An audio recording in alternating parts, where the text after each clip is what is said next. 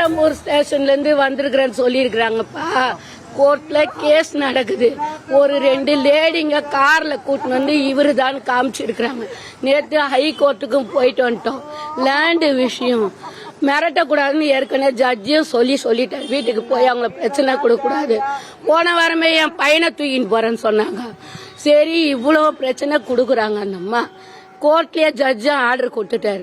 அவங்கள போய் வீட்டுல தொல்லை கொடுக்கக்கூடாது. வீட்டுக்கு வந்து காலையில 8ஓட 2 பேர், போலீஸ் கூட கிடையாது, மஃப்டி ட்ரெஸ் தான். இங்க இருக்கிற ஸ்டேஷன்ல இருக்கிறவங்க உடந்தா இருக்கு. ஒண்ணுமே இல்லங்க. கீழே பூச்சிட்டாரு, தண்ணி ஈத்துட்டு அவங்களே செவுத்துல சாச்சிட்டு போலாமாங்க? எனக்கு இதுக்கு தெரியணும்பா.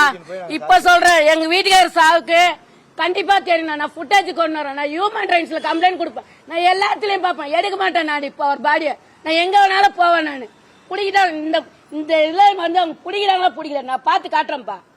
என்னையும் அவ்வளவு அதட்டிட்டு போனான். மஃப்டியில போலீஸா வந்தவன் போலீஸா இல்ல அக்யூஸ்டான்னு எனக்கே தெரியல. கூப்பிட்டு வாங்க சார். இவ்வளவு சேனல்ஸ்ல எல்லாம் எடுக்கிறீங்களா? கூப்பிட்டு வாங்க பாக்கலாம். நானும் பாக்குறேன். விட மாட்டேன்.